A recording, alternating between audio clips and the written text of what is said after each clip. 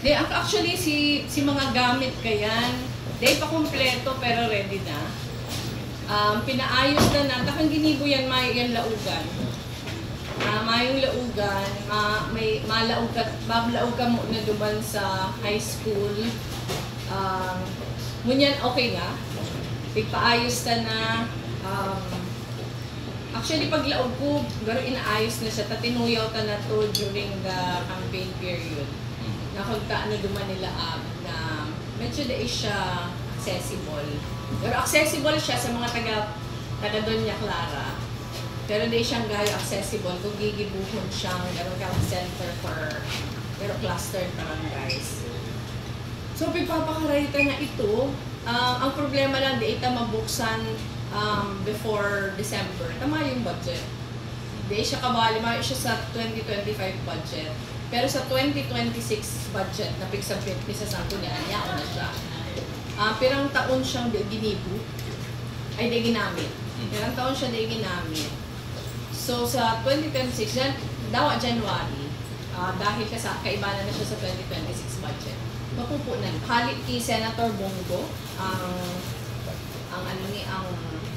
pag-build kang ospital, pero may budget for equipment, may budget for tao, may budget for operations. Pero sa 2026, nag-budget kita for operations. Sabi ko si tao, dahil di pa kaya, nakadakol kitang empleyado mo niyan, pero isi-share among sa mga health institutions ta. Tapos yung mga equipment, pig-solicita. Ang iba kaya hali sa DOH, ang iba hali sa mga private foundations. Pero ang pinaka-intent, at least for the Rosario Conception Grande sa Conception Pequeña, imbis na mapa-hospital pa, dyan na lang. Ako kumpletuhon ta, may x-ray, may laboratories, may mga doktor.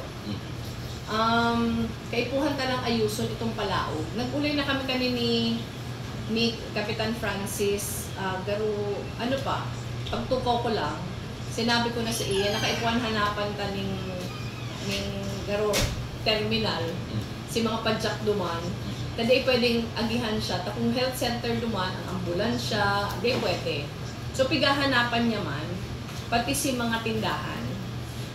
Igod duman property ang city, so pinag-aadala nila kung paano ilipat duman para si Palaog mas clear. Tapos, most probably, malaan kita ng shuttle Palaog. Pero para ba kang ginigo sa ospital, tayaon ka siya sa likod. Yaon siya duman mismo sa may, actually di ko alam kung taan duman nila, pero yaon siya sa kataid kang high school. So laog-laog itong maray.